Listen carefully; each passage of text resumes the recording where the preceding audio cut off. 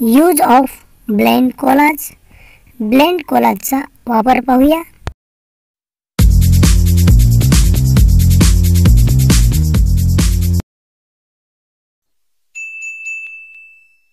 Subscribe to my channel and hit the bell icon. नमस्कार मित्रो, आज आपण ब्लेंड कोलाज या ॲप बद्दल माहिती पाहणार आहोत.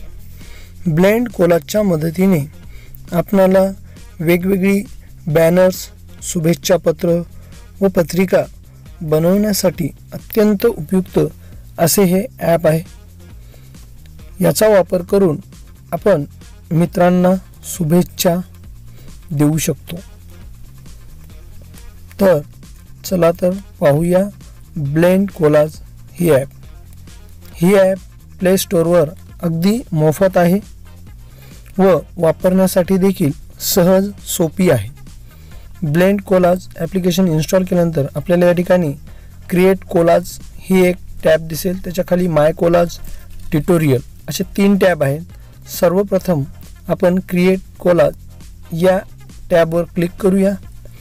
क्लिक केल्यानंतर आपल्याला एक समोर असं ब्लँक पेज मिळेल.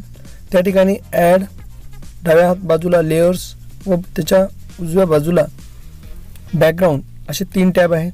सर्वप्रथम ॲड या टॅबवर आपण क्लिक करूया.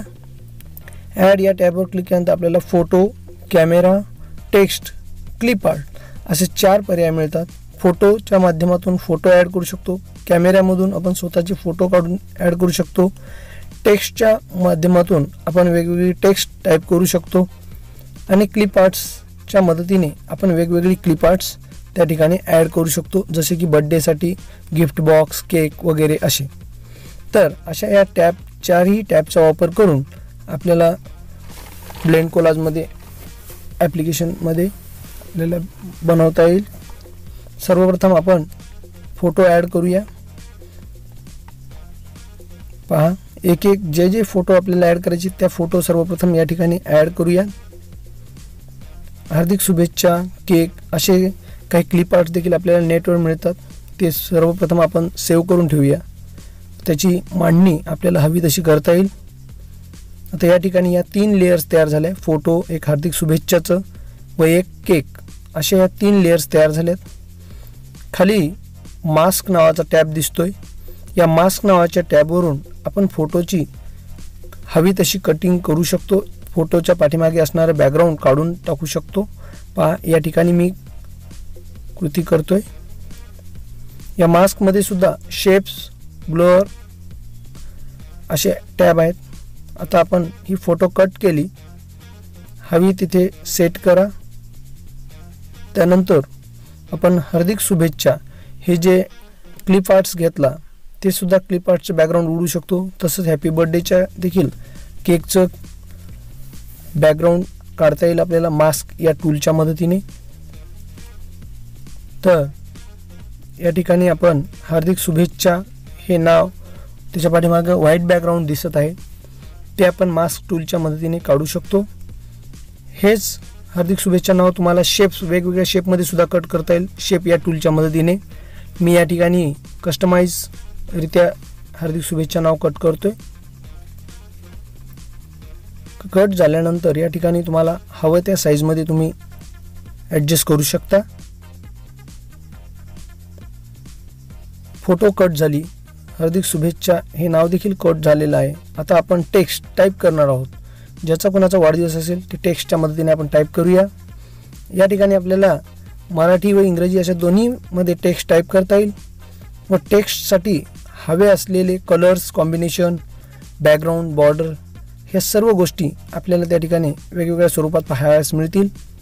आपल्याला जे आवडले ते बॅकग्राऊंड, बॉर्डर, शेडिंगसह आपण ते त्या ठिकाणी टेक्स्ट ॲड करू शकतो. जसं या ठिकाणी मी विजय यास वाढदिवसाच्या शुभेच्छा हे टेक्स्ट टाईप केले. आता या ठिकाणी व्हाईट आणि ब्लॅक बॉर्डर अशा पद्धतीचं या टेक्स्टचं कॉम्बिनेशन आहे, ते तुम्ही बदलू शकता. एडिट या टॅबवर क्लिक करून कोणताही घटक ॲड करण्यासाठी उजव्या कोपऱ्यात दिसणाऱ्या राईट चिन्हावर क्लिक करा. तर आपण या ठिकाणी हवी ती टेक्स्ट हवे त्या शेडिंग अँड बॉर्डरमध्ये ॲड करू शकतो. व त्याची ॲडजस्टमेंट देखील आपण करू शकतो. त्यानंतरचं पोझिशन ते डाव्या बाजूला उजव्या बाजूला हलवण्यासाठी.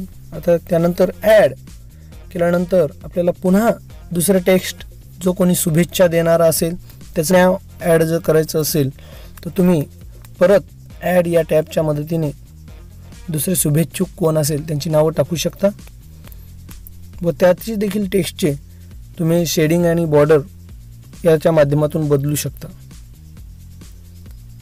अतिशय सुंदर व सोप्या पद्धतीने आपल्याला या ठिकाणी बॅनर्स पत्रिका बनवता येईल मोबाईलच्या माध्यमातून व वापरण्यासाठी सहज सोपे अशी ही ॲप आहे. आता या ठिकाणी आपल्याला हा सर्व डेटा कलेक्ट केल्यानंतर आपल्याला वाटलं की याच्या पाठीमागे आता बॅकग्राऊंड बदलायचं आहे, मला बॅकग्राऊंडचं कलर व्हाईट आहे, तर या ठिकाणी वेगवेगळे बॅकग्राऊंड आहे, कलर, ग्रेडियंट, टेक्स्चर किंवा फोटो फ्रॉम गॅलरी या असे 4 पॅटर्नमध्ये आपण बनवलेल्या डेटाचं बॅकग्राऊंड ठेवू शकतो. आपण सर्वप्रथम कलर्सचे पाहूया. पहा, वेगवेगळे कलर शेडिंग या ठिकाणी आपण बॅकग्राऊंडसाठी वापरू शकतो. जर आपल्याला वाटलं की मला हे सिंगल कलर नको आहे, ग्रेडियंट कलर पाहिजेत, तर तुम्ही ग्रेडियंट या टॅबचा वापर करून बहुउपयोगी बहुविध कलरमध्ये सुद्धा बॅकग्राऊंड वापरू शकता. असे वेगवेगळे ग्रेडियंट्स कलर या ठिकाणी आपल्याला दिले आहेत. त्याचा वापर करून आपण आकर्षक असे कार्ड्स, शुभेच्छा कार्ड्स बनवू शकतो व मित्रांना पाठवू शकतो. तसेच आपण टेक्स्चर, वेगवेगळे टेक्स्चरचे स्टाईलसुद्धा यामध्ये दिलेले आहेत, त्याही निवडू शकतो. त्यानंतर फोटो फ्रॉम गॅलरी, एखादी जर तुम्हाला वाटली की एखादी फोटो मला ॲड करायची आहे बॅकग्राऊंडला, तर तुम्ही त्या ठिकाणी फोटोसुद्धा ॲड करू शकता. जसं या ठिकाणी मी केकची फोटो बॅकग्राऊंडला वापरतोय, तर आपण या ठिकाणी वापरूया फोटो. पहा, तर या ठिकाणी मी केकची फोटोसुद्धा बॅकग्राऊंडला टाकलेली. अशा पद्धतीने आकर्षक असं हे तयार करण्यात आलेलं आहे. परत ॲडच्या माध्यमातून आपण क्लिप आर्ट्स ॲड करूया. पहा, या ठिकाणी वेगवेगळे क्लिप आर्ट्स आहे. मी या ठिकाणी बड्डेच्या बॉक्सचं गिफ्ट बॉक्स म्हणून एक क्लिप आर्ट्स ॲड केलेलं आहे. ते क्लिप आर्ट्स या ठिकाणी ॲड करतोय. पहा, त्याची साईज हवी तशी कमी किंवा वाढवू शकता. तर अशा पद्धतीने आपल्याला क्लिप आर्ट्स देखील यामध्ये ॲड करता येईल. त्यानंतर डिलीट, जर नको वाटत असेल एखादी लेयर्स, जसं या ठिकाणी मला गिफ्ट बॉक्स नको आहे टाकायचा, तर मी या डिलीट, उजव्या हाताला दिसणाऱ्या डिलीट या बटनवर क्लिक करू. त्या ठिकाणाहून हा जो क्लिप आर्ट्स ॲड केला होता तो निघून जाईल. अशा पद्धतीने तुम्हाला नको ते लेयर्स डिलीट करण्यासाठी डिलीट टॅबचा वापर करता येईल.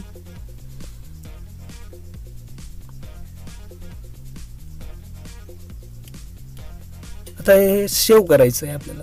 सेव्ह करण्यासाठी या ठिकाणी save, share, set as wallpaper, save to favourites असे 4 टॅब आहेत. तर आपण सेव्ह करूया. सेव्ह करताना स्टँडर्ड, हाय आणि मॅक्झिमम अशा 3 पॅटर्नमध्ये आपल्याला हे सेव्ह करता येईल. तर आपण शक्यतो स्टँडर्डमध्ये सेव्ह करा, जेणेकरून आपला डेटाही जास्त लागणार नाही आणि सहजरित्या सोशल मीडियावर अपलोड करण्यासाठी सोपं जाईल. या ठिकाणी सेव्ह केल्यानंतर आपल्या मोबाईलमध्ये ती इमेज सेव्ह होऊन जाईल. ती कुठे सेव्ह झाली हे पाहण्यासाठी फाईल मॅनेजरमध्ये जा किंवा गॅलरीमध्ये जा.